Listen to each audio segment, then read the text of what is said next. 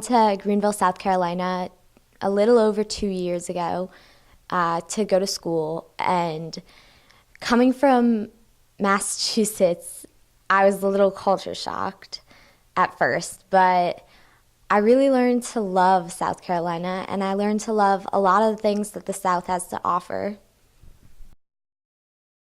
First of all, those of us from places like Massachusetts speak better English. We do know that aunt is spelled with a U in it. A lot of people in other parts of the country don't know how to spell. And our history is so rich that I think it implants in us a sense of wisdom and knowledge that other places in the country probably don't give to their people. New Englanders are known for being more candid than Southerners. It's a level of being outspoken, blunt, and to the point, and we're not as nice in our conversation as people are nicer here. I mean, people are much more pleasant. See, people around here, they don't necessarily first jump to politics. But if you live in D.C., that is 24/7 what is talked about. It is probably the most annoying thing for me because I'm immediately bombarded with everything somebody thinks. Whereas opposed to here, like, I get to know the person before their ideals, which is a bit of a better change for me. Maryland has lots of crabs. And angry people who can't drive. Kind of like South Carolina, actually. South Carolina people cannot drive. I'd have to say the differences, I would think, come more from diversity because it's extremely diverse in California. And at the same time, it's extremely compact. There's just a huge number of people. There's cul-de-sacs everywhere, but compared to the South with the farms, there's just so fewer people that you have to look after. And I think that leads to a lot of problems in California that they don't actually look for. Things I miss about Florida. Not that much.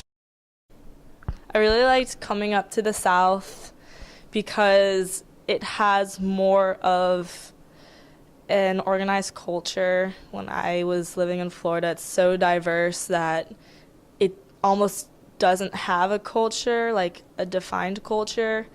And like South Carolina definitely has that Southern hospitality, Southern gentleman. The food is much different. You have like an established Southern type of food. I think as time has gone on, and all the years I've been in South Carolina, we're seeing fewer and fewer dissimilarities between Boston or Massachusetts or New England or the North and where we are in South Carolina. It's pretty obvious that some of the bad things that have happened in other parts of the country, like crowdedness, bad traffic, sameness of malls, and that type of thing, shopping centers, is now part of the landscape in South Carolina. My own preferences, I've learned to eat grits over the years, particularly with fried eggs, and soft yolk, so I can mush the grits around the soft eggs.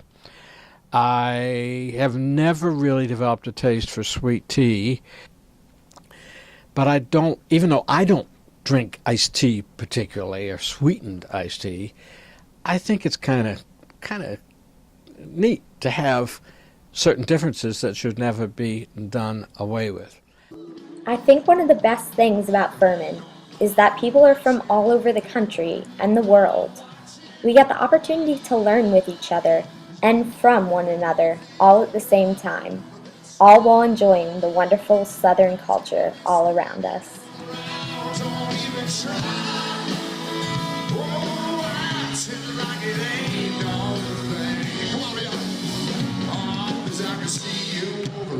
Closer, girl, I gotta get to know you, everything about you makes me want you, know what you do, baby, don't you?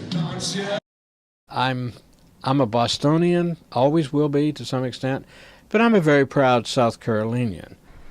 It was nice growing up in Florida, but I'm really glad I came to South Carolina, and I'm not planning on leaving, at least for a while.